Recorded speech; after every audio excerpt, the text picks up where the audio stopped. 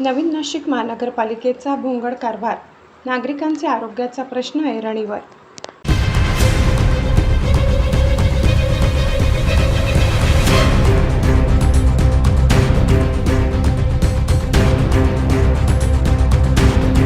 नवीन नाशिक उत्तमनगर, राजरत्ननगर, दत्ता चौक परिसरातील पावसाळी नाल्यांची दयनीय अवस्था समोर आली आहे.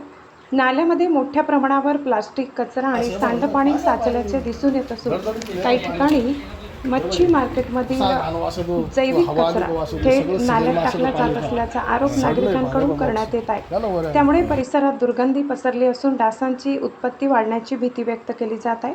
स्थानिक नागरिकांच्या म्हणण्यानुसार नाल्यांची नियमित साफसफाई होत नसल्याने कचऱ्याचे ढीग साचले आहेत. पावसाळ्यापूर्वी नालेसफाईवर लाखो रुपयांचा खर्च दाखवला जात असला तरी प्रत्यक्षात नाल्यांमध्ये घाण आणि गाळाचे साम्राज्य असल्याचे चित्र समोर आले आहे. या परिस्थितीमुळे पावसाळ्यात पाणी तुंबणे, पूरसदृश परिस्थिती निर्माण होणे तसेच संसर्गजन्य आजारांचा धोका वाढण्याची शक्यता आहे.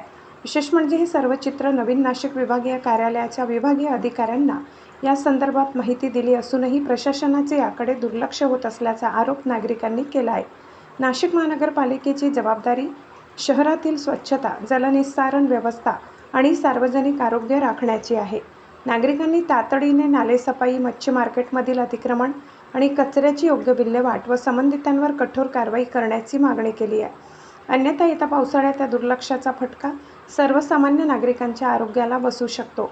स्वच्छ शहराचे दावे करणाऱ्या प्रशासनाने आता कागदोपत्री नव्हे तर प्रत्यक्ष कृतीतून उत्तर द्यावे अशी भावना स्थानिक नागरिकांनी व्यक्त केली आहे. महाराष्ट्र माझा न्यूजसाठी मुख्य संपादक जनार्दन गायकवाड, नाशिक.